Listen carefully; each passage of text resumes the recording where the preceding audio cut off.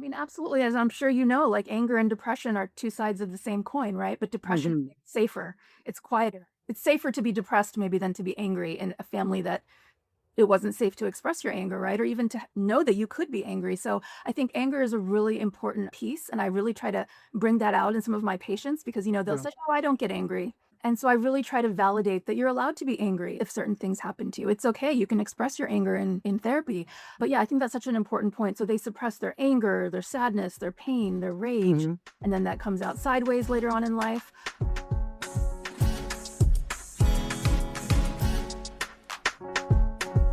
Hello, everyone. Welcome to the Narcissism Decoder. I'm your host, Dr. Anthony Mazzella. Today, I'm joined by Dr. Ambardar, a Stanford-educated psychiatrist, psychotherapist, and coach with over 18 years of experience. She helps adult children of narcissists break free from the invisible grip of their upbringing and reclaim their authentic selves.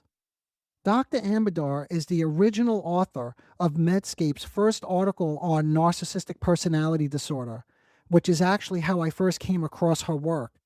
That article really helped shape the direction of the conversation I'm going to share with you today. I was really looking forward to this conversation because I had a number of questions about the narcissistic family system, particularly how it is experienced by children growing up within it, and how those early relational patterns continue to shape adult emotional life, even after someone has physically left that environment. What stood out to me in thinking about this topic is that when we talk about narcissistic family structures, we're really talking about an emotional environment that organizes a child's developing sense of self, often around, but not always, but often around adaptation, compliance, being the good child, and then guilt if you're not the good child, and also a deeply ingrained sensitivity to others' needs, expectations, and even opinions. Dr. Ambardar and I talk about how these early experiences don't simply remain in the past. They tend to persist as, and I quote, internalized relational patterns that you carry with you into adulthood. In this conversation, we'll explore these internalized patterns, plus a lot more. I'm really excited to share this with you. So let's get right into it. Hello, Dr. Amador. Welcome to the Narcissism Decoder. I'm so happy that you're with us today. Thank you. Thank you, Dr. Mazzella, for having me. I'm so excited to be on. Great. Why don't we jump right into things with setting what I would say just a little bit of a foundation for the listeners, Okay. because narcissism is a complicated concept. And today we're going to talk about how narcissism plays out in the family. But before we get into that, maybe we could just set a foundation in terms of your perspective, how you think about or understand narcissism. Mhm. So I know there's a lot of information out there about narcissism, but specifically narcissism in the family, what I'd like to emphasize is it doesn't always show up as kind of the grandiose, arrogant, really kind of obvious narcissism that we kind of see in the media. When it Okay. comes to narcissistic families, I think it's more about a more subtle kind of chronic invalidation of the children's needs and emotions and feelings. So Hmm. the narcissistic family is where the parents and their parental system kind of take precedence, like their emotional needs, their feelings take precedence over the child's feelings or needs. So that's what I'd like to kind of maybe emphasize that, especially in the family, it's more subtle. It can be more subtle. Okay, so let's stay with that because it makes me think then if it's so subtle, Mm. it's not that grandiose type of It narcissism. can be. It can be. Okay. But in the more subtle way that it presents, what might typically get overlooked then? In other words, what's going on in this kind of family that Yeah. would get overlooked because it plays out in such a subtle way? Yeah, so I would, call these like covert narcissistic families. So from the outside, Mm, they can look very shiny, very admirable, very healthy, in fact. But when you go inside, there's a subtle kind of emotional invalidation of the mm, child's needs and feelings, and it's quite subtle. It can be hidden. That's not to say that there aren't more kind of overt narcissistic families where the abuse is more overt. That's obviously yeah. possible too.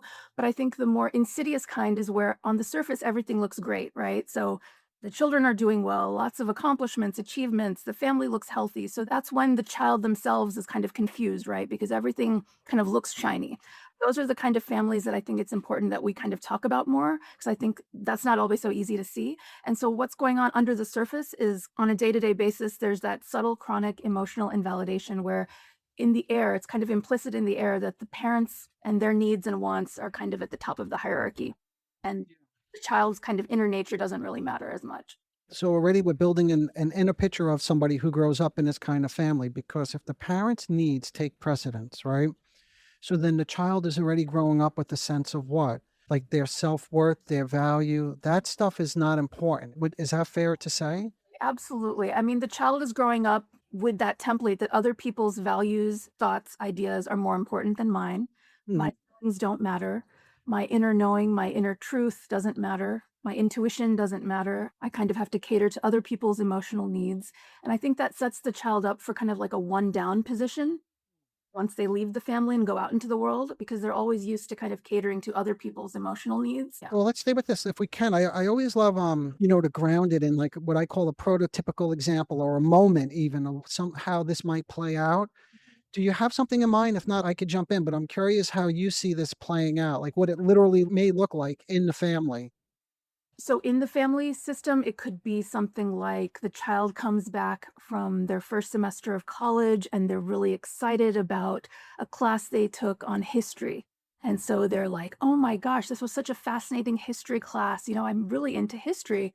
And the mother or father says something really demeaning, like, that's stupid. You know, history is not a subject worth majoring in. You know, that's Mm. tragedy that you like that subject. You're going to be XYZ. You know, you're going to go into tech or engineering or medicine. Mhm. And so that might not seem like such a cruel thing to say, but what you're doing is really just telling the child that their inner soul, their natural inclinations are not good.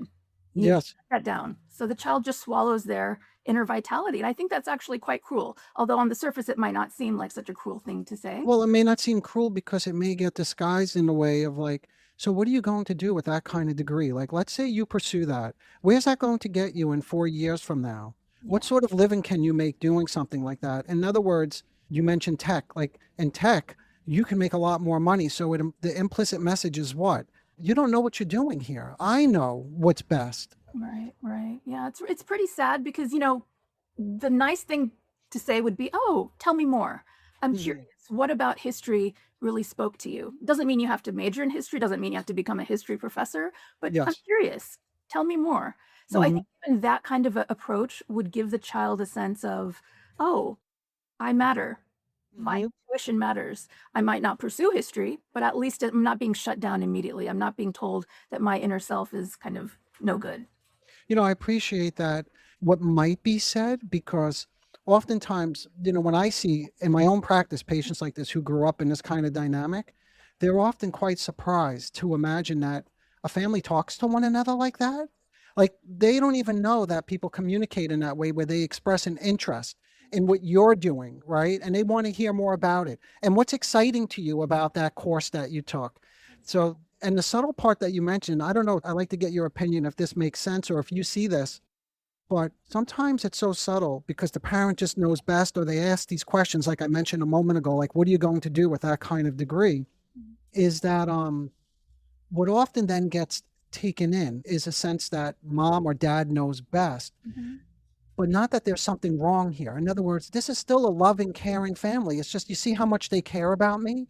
They care enough to give me their opinion. Yeah. So it's not like these patients present, or for anybody who's listening, you may not always end up with the feeling like something was wrong in my family, although you may feel that internally. But if you look at just the manifest level, it looks like you have parents who were there. But I don't know, I'm curious to get your take on that. Yes, and that's so subtle because I think the manner in which the parent pushes back is so important. And I think it's even harder if you have nice parents who push back in Mm, a very subtle, friendly way, because that makes it even more insidious, right? Because then you're like, oh, yeah, my parents are actually friendly and overtly caring.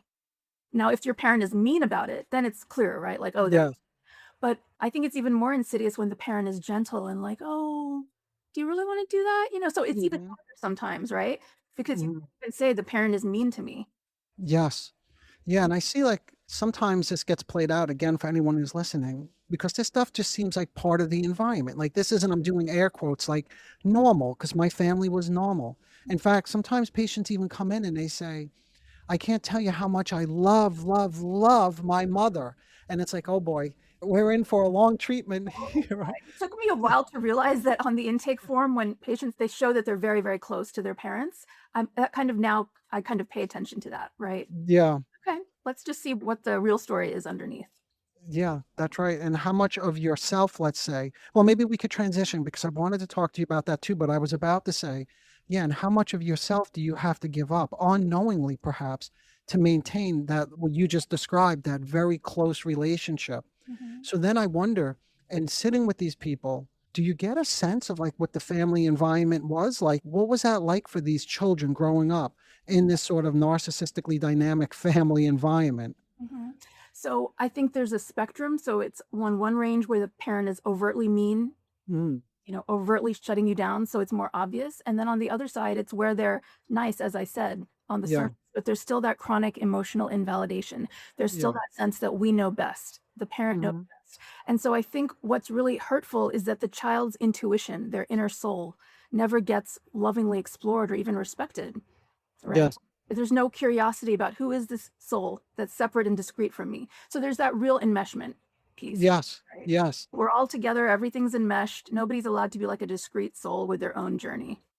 Yeah, that's such a good point because again, on the surface then everything is, and I do those air quotes, great. Everything is great in the family environment. But when you listen to the stories closely, even contemporary stories, if you think about it today, when as an adult they go home and they tell their mother or their father about something that they feel really proud about, Mhm. and you pay very close attention to how the parent responds. So if they go home excited, like to your point about a course, Mhm. like or about an activity that they've taken up, and then suddenly we're talking about an activity that mom enjoys, and she's telling me, why don't you consider this instead of what you're doing? So it is these little things, they're so subtle, but they leave somebody. This is what we call in my field. This is the stuff that gets internalized. Like, what do they end up feeling is what I do, who I am, does not really matter. But they don't have a right to feel that way, I guess, because again, on the surface, everything is wonderful, especially if they take up the interest, right, of the parent. Oof. Yeah, it's tough though, because this shows up later on in life as anxiety and depression, right? Like depression is like that denial of the self, denial of who you truly are. And people come in saying, I'm depressed, I'm anxious, I'm having panic attacks. And yes, there is a biological component. Obviously, I'm a psychiatrist, and Yeah. there's treatment for that. But then under the surface, how long have you been disconnected from your authentic self? Mhm. Know who you really are. And that's probably playing a role in your anxiety and depression. Let's take a quick break. Are you tired of feeling like you're walking on eggshells all the time? Do you feel drained, confused, or like nothing you do is ever good enough? Are you stuck in a cycle of elation, then criticism and confusion? If any of this sounds familiar, you're not alone. And that's exactly why I created Office Hours with Dr. Anthony Mazzella. That's me. Office Hours is a low-cost, small group space where you could bring your questions about narcissistic traits and dynamics and the places where you feel stuck. You'll be met with honest, grounded feedback. I'll hold the group with structure, but there's also space for a real conversation. This is a space designed for anyone looking for clarity, insight, and support. If that sounds like you, just click the link in the show notes to join us. Okay, I hope to see you there. Yeah, a while ago I did a series on is it depression or is it narcissistic deflation? And I don't know if you ever think about it in terms of is this like really a depression or is there something going on with the development, like you just mentioned, with their development of their own sense of self and how that constantly gets diminished back then, I guess, since an early age. But even today, in their relationship, that still goes on with their parents to some extent. Absolutely. And what's sad is that that parental template then extends to their friendships, their romantic relationships, their work relationships. So they're moving through life in that one down position, in that Yeah. sense of my intuition, my ideas, my feelings are not as important as anyone else's. And it sets you up for abusive relationships, abusive friendships. So it's pretty sad. Oh, oh, I'm so glad you mentioned that piece. Let's dwell on that for a moment. Abusive friendships or abusive relationships, because the way you and I have been talking about it overall is like they learn to adapt to the parent, right? Because one definition of narcissism is someone who always needs what? the validation, or what we call narcissistic supplies. So they learn in their family environment that they need to be acutely attuned to that, right?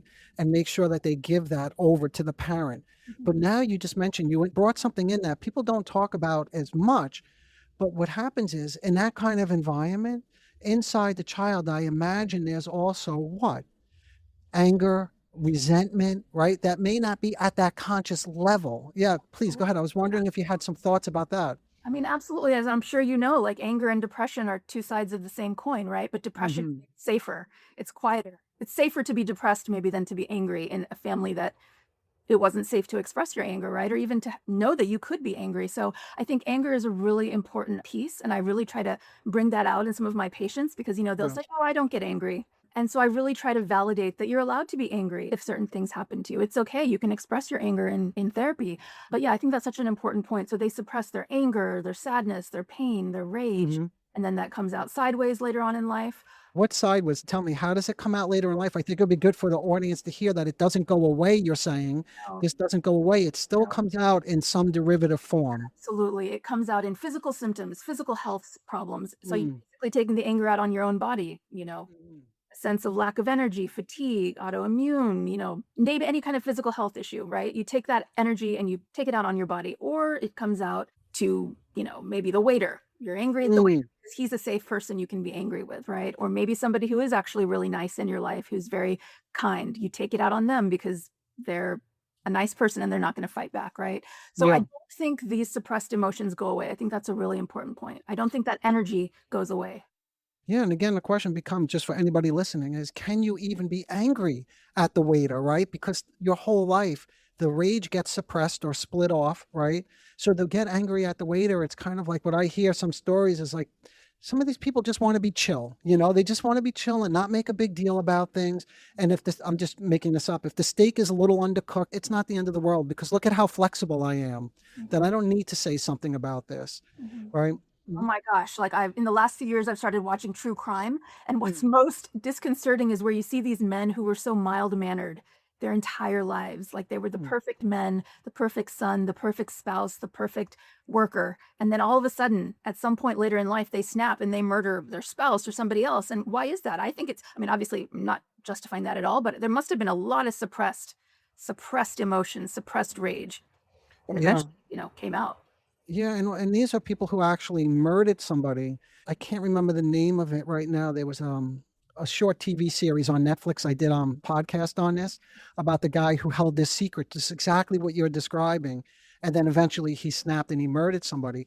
But even if it's not literally murdering somebody, nevertheless, it's still so powerful because fantasy can take over and it's a fear. It's often a fear that if this rage comes out, it's going to be, and again, I do those air quotes, murderous rage. So they can't even let any of it out. They feel like they can't let it out in a safe way because it's going to destroy everything. Absolutely. And you mentioned the word murder, and in many ways, what they experienced in their narcissistic family growing up was soul murder. Hmm. Their souls were murdered, Yes. which is Yeah. pretty sad. Yeah, so there's already this level of aggression. You see, it's there in the family, gets internalized, something they carry around and they spend a lifetime. Again, in this level of narcissistic presentation, you made it very clear. This stuff presents itself in many different ways, depending on the cluster or type, because then you could have the more malignant type of narcissist, you know, who has no problem acting out some of these aggressive, murderous impulses. Mhm, mhm. So this is very interesting because what happens then, I'm hearing more of this. It's really interesting as the podcast goes along. We're in the third year now. I think people who have been listening for quite some time are beginning to realize that it's not just my mother or my father or my husband, right, who's a narcissist. I think I have some of these traits myself, and that's really hard, to come to recognize. But at the same time, the way you and I are describing this right now, it makes sense because if you think about it, if there's this whole other side, like if they present in this compliant way, right, that they're always performing to make sure that they, don't lose the love of a parent, right? Something has to get split off. Do you see what I mean? Does that make sense? Yeah. And if it's not the rage, and we're going to talk about this in a moment because I want to get your thoughts about it, it's a more true self, like being more authentic. I heard you mention that before, Mhm, but nevertheless, there's still this kind of split in mhm. their personality, which is kind of common when you think about personality traits, is that there's a split sense of self. Right. But I'm curious if you had any thoughts about that. Yeah, because it wasn't safe, right, to integrate all parts of the self. It wasn't safe to show Hmm. the parent all parts of them, right? So then they Yeah. kill off that self. Maybe it goes underground. Maybe it stays in fantasy. Maybe it's acted out in hidden parts of their life. Maybe they live a double life. I mean, who knows?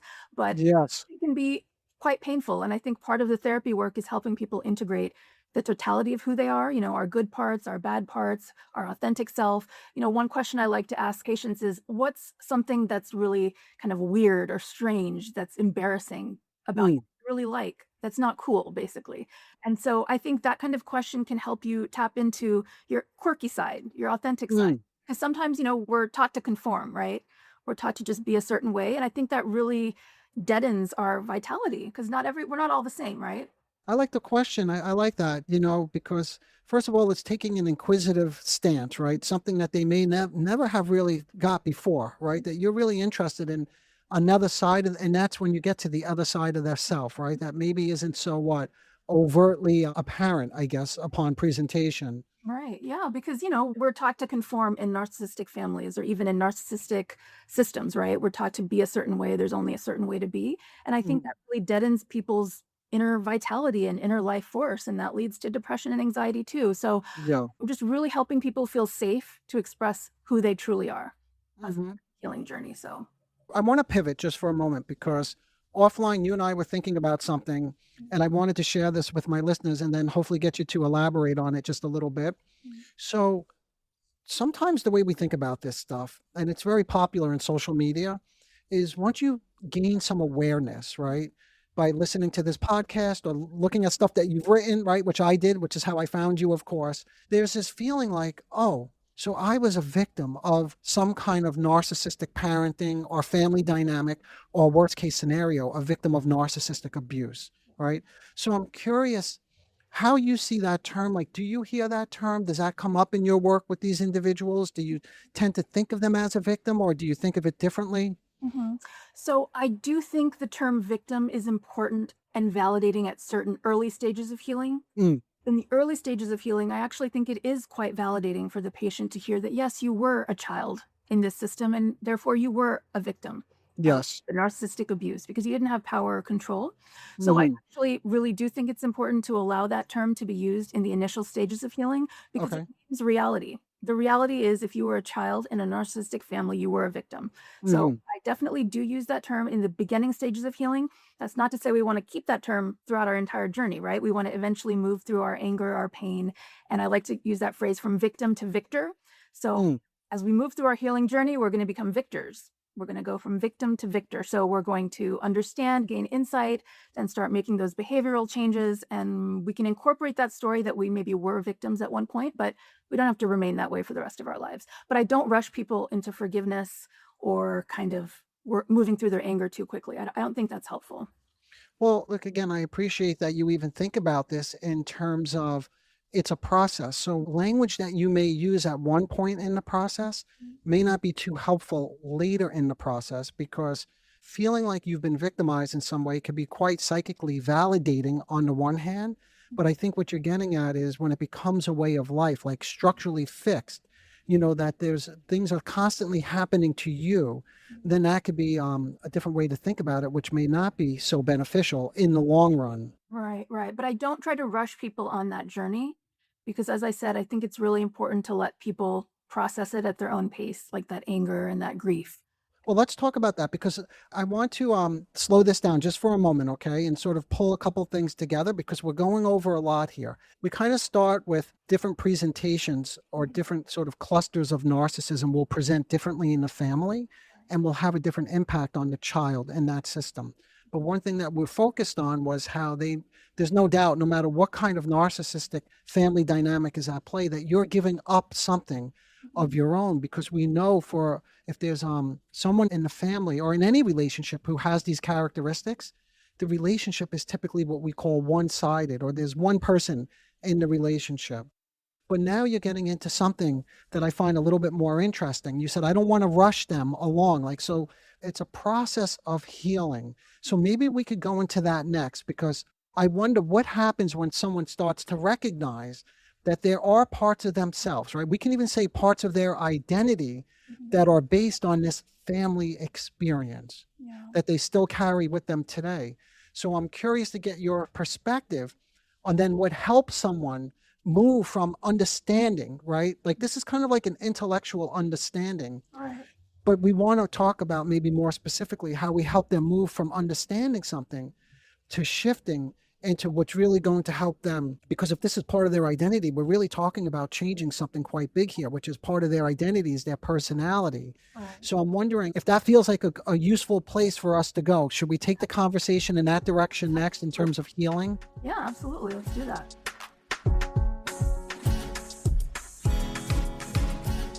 And for those of you listening, we're going to pick this up in the next part of this conversation, where we move more directly into what actually leads to change and what that process looks like over time. So stay tuned. I'll see you all next week. Bye for now.